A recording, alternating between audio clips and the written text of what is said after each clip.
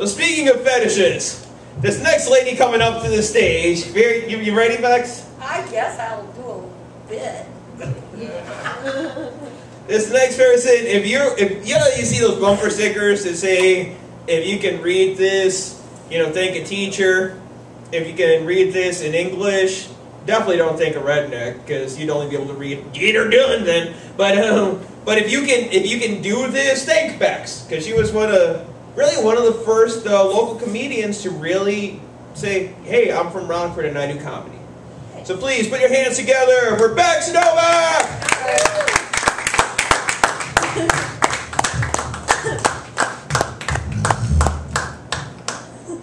Thank you, Marcos. Good to see you. Good to see you too.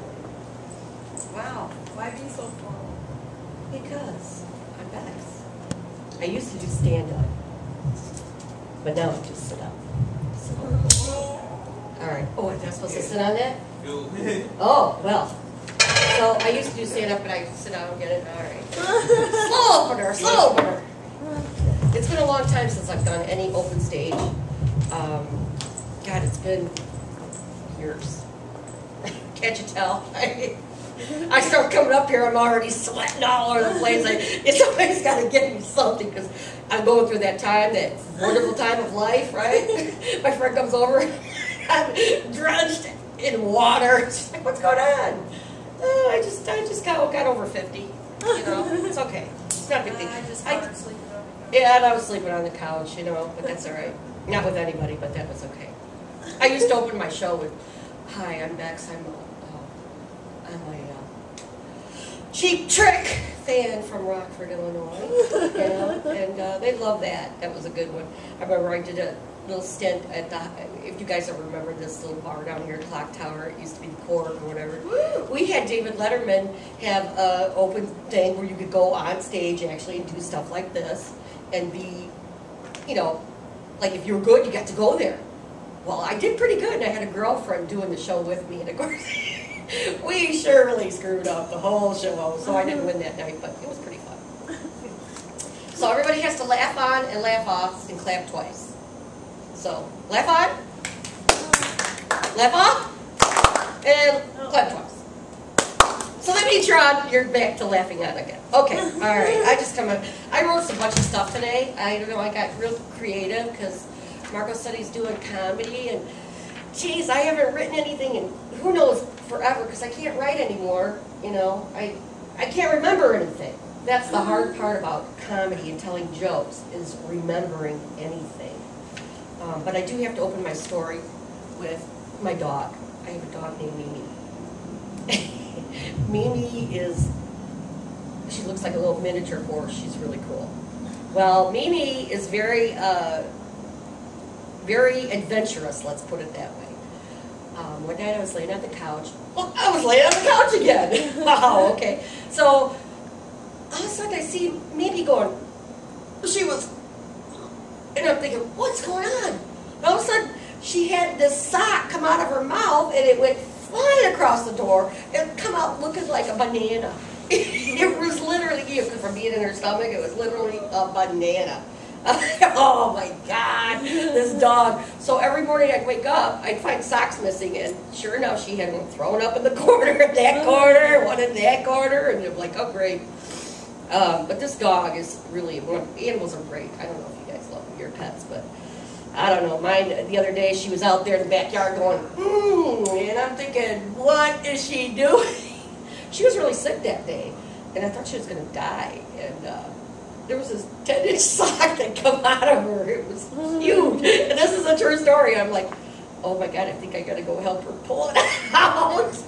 So, well, all right, anyway, needless, the sock story is just pretty unusual, because the vet had never heard of it, and it was just kind of a cool thing that I saved her life by pulling a sock out of her ass. So, there we go. All right. Anyway, that's the sock story. I love my animals, and thank God they give me some peace and serenity, and I'll have my bird with me one day. I'll bring her up here, and she'll start talking, and she'll say, "F you, Marcus." Or she'll come, I'll be training her to do something. No, I'm just kidding. Anyway, I used to have a band when I did an open stage, and I'd have a couple guitar players, and so I did write a few comedy song titles tonight for you guys.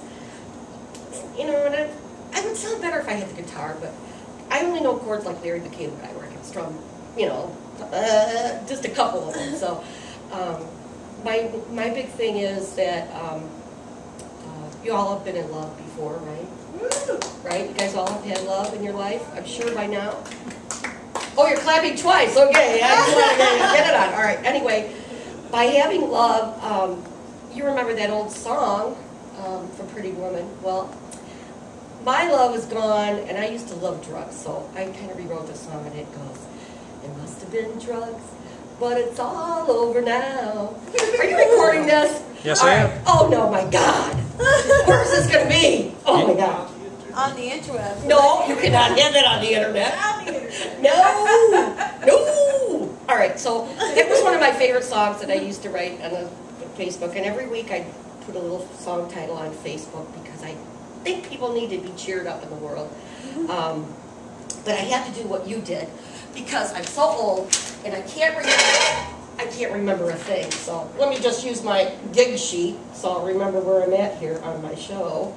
It's hard to remember to do stand-up comedy. I don't know how those guys do 2 hours on stage like Chris Rock and them. How do they do that? It's amazing.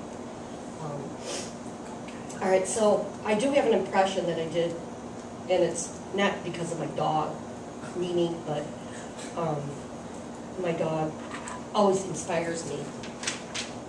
Anyway, my impression is of Mimi, okay? But it's really Stephen Wright. My impression is Stephen Wright. Yeah. I had a dog named Mimi. I had a dog named Bourbon, and I drank him. All right, so anyway, that's the only impression I know besides the Mick Jagger one where he spreads the lips. All right, so, but I love Stephen Wright. He's one of my favorite comedians of all time. He'd make me just laugh out forever. And George Carlin, of course. And me and Marcos were in the paper because of George Carlin dying, and it was kind of a cool thing. The paper, no, not that he was dying, but I mean it was a cool thing that we got some notoriety out of his thing, and you know, it gave us inspiration to continue as comedians because everybody needs to laugh. There's so many people that are hurting, and so I put it together a little comedy paper, and it's don't blow it away, get blown away, because it's not the end of 2012 tour. So this is my tour. I'll do a few more song titles for you because it's kind of cool. And, you know where you've been. You know where you go when you've been bad. Downtown. Yeah. All right, Marcos, you haven't been there, I guess, evidently. So I could just stop and spank you, baby. Anyway, yeah, well, okay, so it would be cooler if I had my guitar with me, because I am practicing, but I have to take lessons, and I'm not a picker. I can't. The secret of guitar playing is picking, so I'm not a good picker. But I am going to practice my songs and do my my songs, but I don't know. I have some crazy stuff that I wrote, you know. What a drag it is getting old. Yeah, it's pretty bad. It's pretty bad. So no, it's at night. I sit up and I try to think of these crazy song titles. I don't know why I'm just so crazy, but it's actually because I'm inspired by music too. It's like I'm from the '80s rock generation, and rock and roll was really cool for me. So all right, remember that song? Jungle love, it's driving me mad, it's making me crazy. Well, my song title is No Good Love, it's driving me mad, it's making me lazy, lazy. Yeah, and then I kind of revamped the rest of the end of that song, and it goes, yeah, my homely days are gone, my baby, he says I look better. Anyway, yeah, it tells you what happens after 50, you know. Don't have any good love after. Anyway, so I have more material in here, but I can't do the whole night because then that would be no fun. But the rest of my material is how to make money, and not just Rockford, but just to make some money nowadays. So, and it's not dancing on the tables anymore. Anyway, but I thank you guys for letting me just give you a little brief. I don't have the jitterbugs anymore. I mean, I don't have, like, I used to do the comedy where I'd come up to the people in the audience and then give them a bunch of crap, and like they'd be smoking and I'd take their cigarette away and I'd take it, put it away, and yeah, you know, it'd be gone. And they didn't believe me, but I did it, didn't I? I don't know if you remember that one. No, it's a little magic with it too. And then, yeah, it was a good one. I used to do all kinds of stuff. I'd have the lay, and I'd come up to some guy, and I'd have the Hawaiian lay, and I'd go, hi, you want to get laid tonight? You know, I'd do those kind of crazy things. But that's what comedy is. I think it's more of interaction with the people in the audience. And if you don't do that, you're not really a really good stand-up comedian, right? Marcos?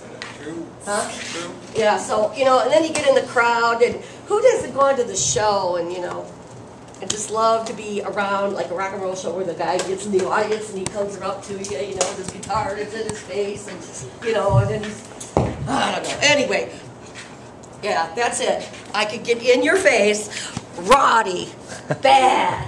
I'm pretty bad. Because where do you go when you've been bad? Downtown. Downtown. All right, anyway.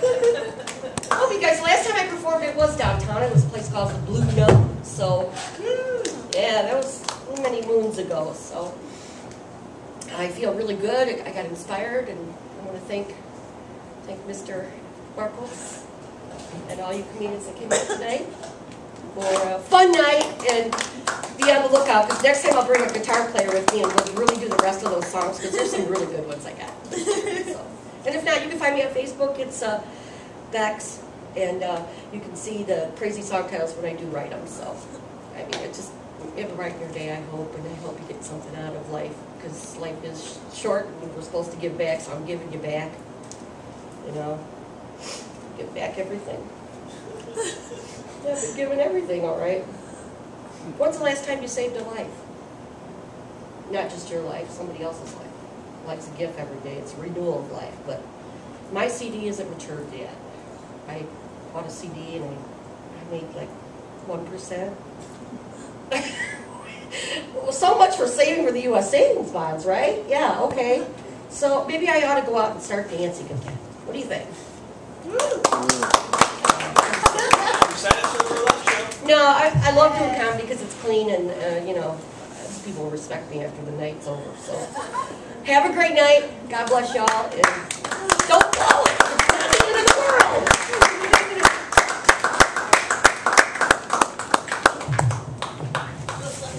Thanks for coming out. Yeah, I gotta go to work. Oh, she really is going to work out there. See, that's cool. See, look, check it out. Okay, Tessa can come out, check out the show on her way to work. I tell these like other like lazy ass friends, they're like, yeah, man, I'll be there. Oh, sorry, I was just like, I was getting stoned, watching internet porn. There was this dude fucking a brownie, man. It's like, shit's golden. And in fact, I gotta give you props for that Roxette reference. Must have been love, but it's over now. That's, I think that describes many one night stand I had. Must have been love for those 2.5 minutes, but shit, over now! Yep. Or at least that was the excuse they used. But,